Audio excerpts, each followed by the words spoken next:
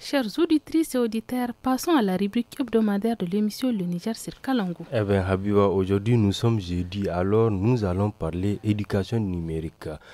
Nous abordons l'usurpation d'identité numérique, un phénomène en progression qui nous concerne toutes et tous, dès lors que nous utilisons un téléphone, les réseaux sociaux ou un service en ligne.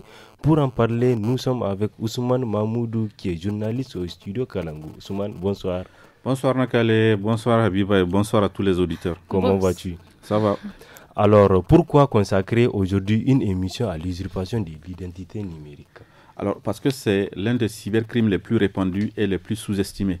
Alors, selon le rapport de 2024 de la société de cybersécurité Kaspersky, une augmentation de 14% des attaques qui ont concerné des logiciels espions et de 26% des attaques qui cette fois-ci ont concerné les vols d'identifiants sur les entreprises africaines ont été observées.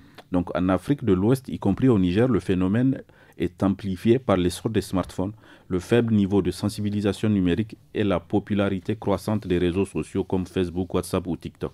Alors Ousmane, de quoi parle-t-on exactement quand on dit usurpation d'identité numérique? Alors, il s'agit de l'utilisation frauduleuse d'informations personnelles, comme le nom, la photo, le numéro de téléphone ou les identifiants d'un individu, dans un environnement numérique, afin de se faire passer pour cette personne-là.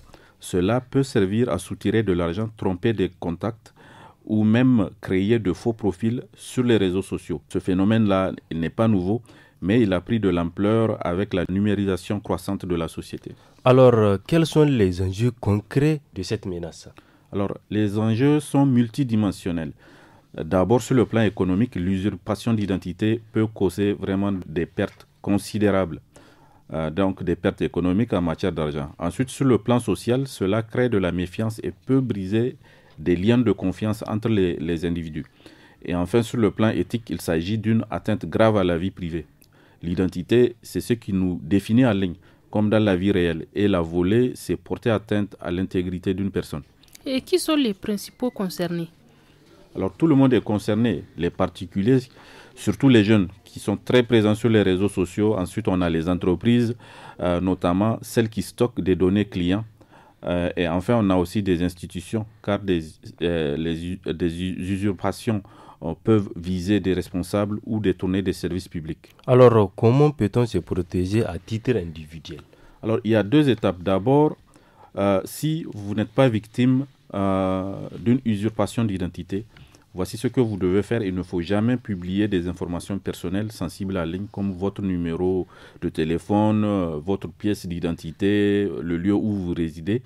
Ensuite, il faut utiliser toujours des mots de passe complexes et uniques pour chaque service. Donc, il ne faut pas utiliser le même mot de passe pour tous les réseaux sociaux que vous utilisez ou logiciels.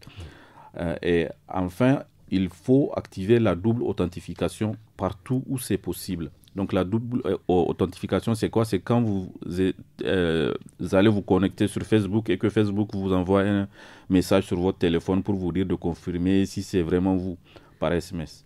Maintenant, si jamais on ne le souhaite pas, vous faites partie des victimes, quelqu'un a volé votre identité, si vous constatez l'usurpation, il faut signaler immédiatement le compte frauduleux à la plateforme concernée. Ça peut être Facebook, WhatsApp ou TikTok.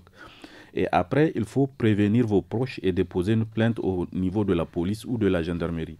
Et que prévoit la législation nigérienne à ce sujet, Ousmane? Alors, le Niger dispose depuis 2019 d'une loi spécifique sur la cybercriminalité. Elle considère l'usurpation d'identité comme une infraction.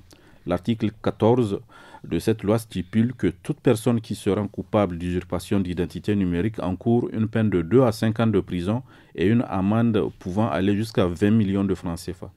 Alors, cependant, même si le cadre légal existe, sa mise en œuvre est vraiment difficile à cause notamment du manque d'expertise technique.